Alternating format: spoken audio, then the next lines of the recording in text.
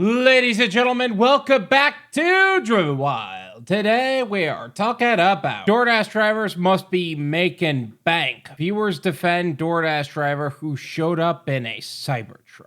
So Doordash drivers can deliver in just about any vehicle under the sun. Usually we opt for sedans or semi-larger vehicles like RAV4s and stuff like that, crossovers, SUVs. In this case, we have a driver rolling up in a CyberTruck. Regardless of how you feel about electric vehicles, they're normally pricier, but there is the benefit of not paying for gas. So with that said, we are talking about everything that is being said in this article, how it actually is for Doordash, UberEats, and Grubhub drivers and customers, and everything in between. So with that said, let's get started. TikToker Larkladawn at Larkladawn sparked discourse after claiming that Doordash drivers must be making bank after spotting a Doordash driver leaving in a CyberTruck. I'm going to leave their TikTok as well as their profile in the description so you can develop your own opinions on the subject.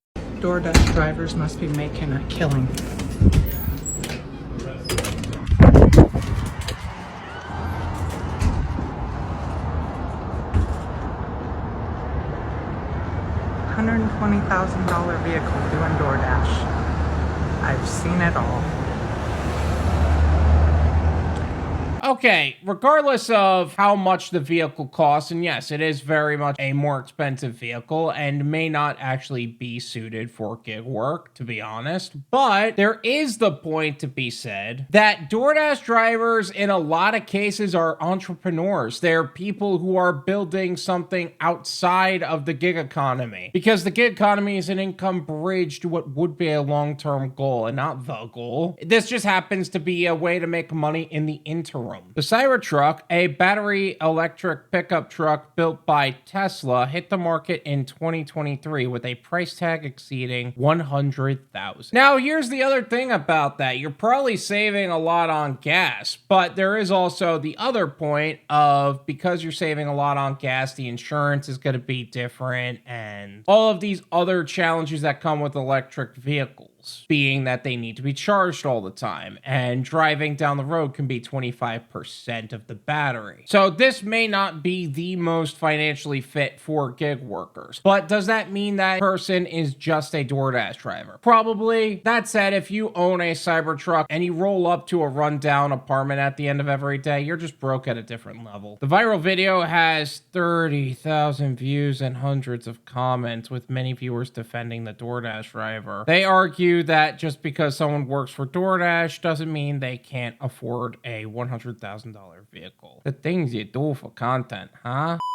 There are people who DoorDash on the side while having full-time jobs, one viewer pointed out. That's true, it is a very popular side hustle, but that also said, it also could be that they're using the gig economy as an income bridge to what would be a long-term goal, and they actually have a pretty successful business. According to a Zapier report, $40,000 of Americans currently have a side hustle. The Ascent notes that DoorDash is one of the fastest ways to begin a side hustle, thanks to its quick sign-up process and fast payout. It's also a great gateway into getting into the gig economy. I find that a lot of gig workers either started in rideshare or started in food delivery. And DoorDash is kind of the main food delivery app that people start on. An Ascent reporter spent 2 weeks as a DoorDash driver, earning approximately $475 in over 20 hours. 14 hours making deliveries and another 6 on standby. It's not the greatest example, but it does prove a point that you can make a lot of money from doing gig work in the gig economy. CyberTruck owners can be DoorDash drivers too. There are wealthy retired folks in my town who DoorDash because they're bored, a viewer commented. Yeah, that's one thing I did notice, is that there are a lot of elderly people that just need something to do, and they have a part-time job or they do gig work as a way to make money, not even because they need it, but because they're fucking bored.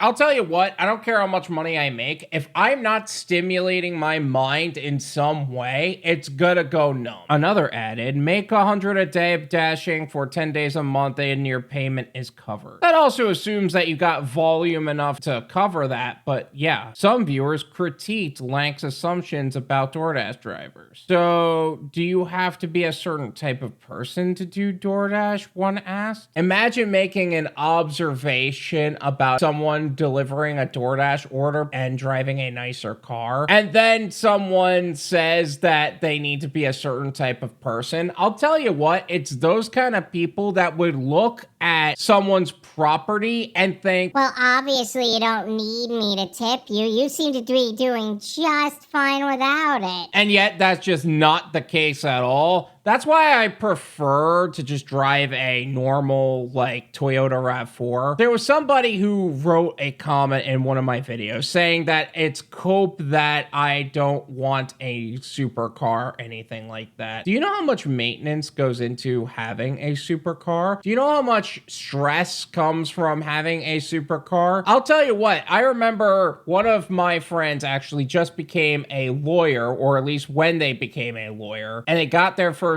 job. Every person who parked in the garage at their firm double parked intentionally because they all drove ridiculously nice cars and they were afraid of getting their car dinged. I would rather drive the Toyota RAV4 and not have to worry about some status symbol or worry about the car getting slightly dinged. Because I'll tell you what, if a shopping cart makes a runaway and hits my car, I just put the cart back and not worry about it too much. I'm not stressing like that. Another question, maybe he's picking up his own order? No one does that or what? I do. I usually pick up my own order. I usually place an online order and then I'll just go pick it up myself. That's me personally though. Why shame someone for hustling? Whether they drive a CyberTruck or not, they're earning an honest living. Let's support hard work, not judge it, emphasized another viewer. You know, honestly, I feel like we have officially identified what the point in time someone would have to be at success-wise in order for people to begin judging. Whether it is nicer clothes or a certain type of car or a certain type of home, whatever. And then that's the part where people start judging you and what you do and who you are as a person, blah, blah, blah. Or, you know, they're just a solid person with a solid work ethic, making money and spending it on things they want, you know? Viewers also shared their own experiences. I did 2 DoorDash deliveries just because I was bored and wanted to see what all the fuss was about, since most DD drivers complain about it. I did that in my Model S, one shared.